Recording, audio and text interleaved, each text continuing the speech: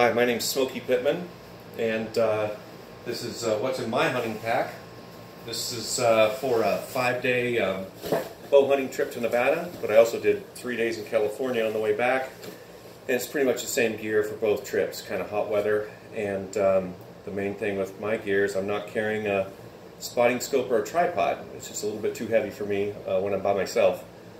And you'll notice my pack is not bloody, because this happened.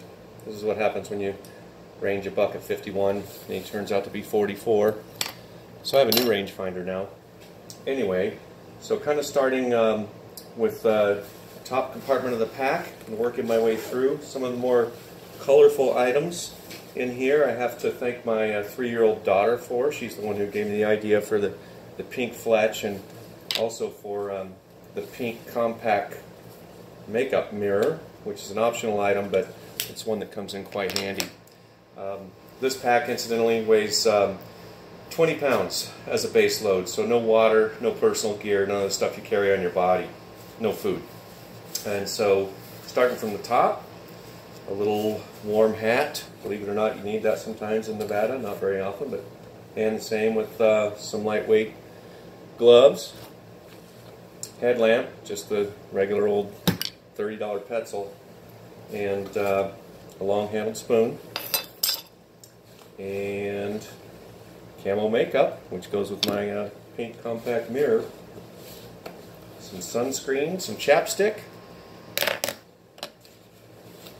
and some of the comfort items that Mark had asked people to include, things you might not think of. Last year I was getting over pneumonia when archery season started, and was really having a hard time at altitude just dealing, and so it was very difficult for me just to blow up my sleeping pad. So I found this thing on Amazon.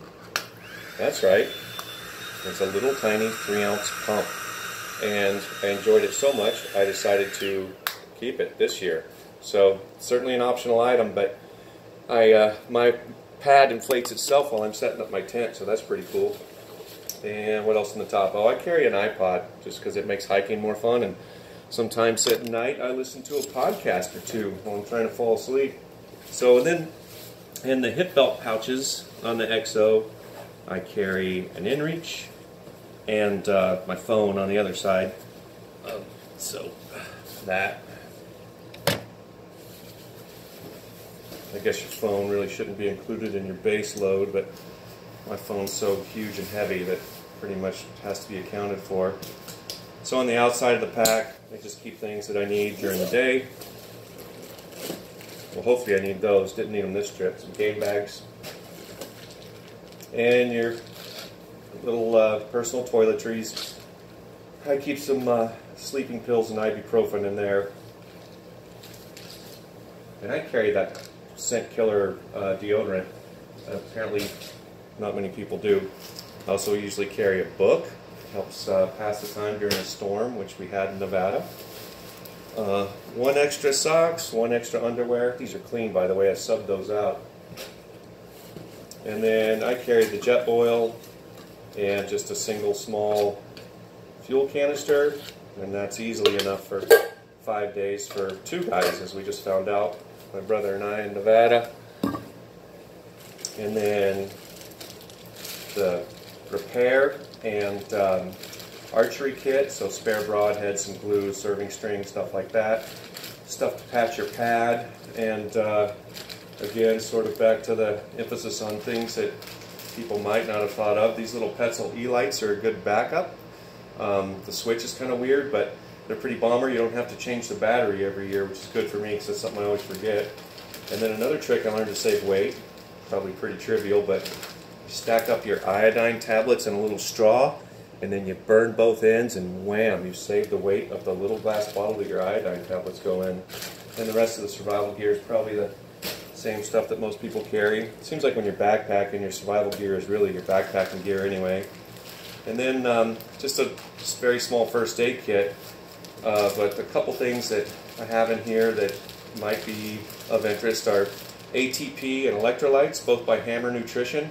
And those can go a long ways toward helping you out if you literally bonk on the trail, or your partner does. And for my sleeping bag, I just have a 30-year-old 2.5 pound North Face down bag. It's not that great, but hopefully I'm going to win one of those awesome quilts during this contest, and that'll lighten my load considerably. And then I carry one of those little QU down jackets. It weighs less than 10 ounces. They're relatively inexpensive, and man, it comes in handy at night. And I carry this just because I feel like I should, a little ultralight rain jacket. But mostly I use it to block the wind in the evenings when we're glassing and it's kind of cold. And let's see, in the side pouches, I use that Thermarest Neo Air. I don't recommend this thing. It's only 20 inches wide, so if you've got huge shoulders like most archers do, they're going to droop off of both sides and it's a little bit uncomfortable, but it only weighs a pound, so that's cool. And then for my water filtration system, I just use the Sawyer Mini, and I have it, uh-oh, look, this thing's out of focus, dadgummit. I have it rigged up with the platypus hydration bags, and the fittings are interchangeable with Camelback stuff, so it's pretty simple. It's a gravity system. I just hang it up in a tree and it slowly fills itself up. And then I carry an extra bag to pick up 64 ounces of water whenever I can find it. And then for my tent, I use that Big Agnes Fly Creek UL1, and I just love it. I just got it this year. And it's super light and the easiest tent to pitch that I've ever used. So there you go. That's my base load in my EXO Mountain Gear 3500. Thanks.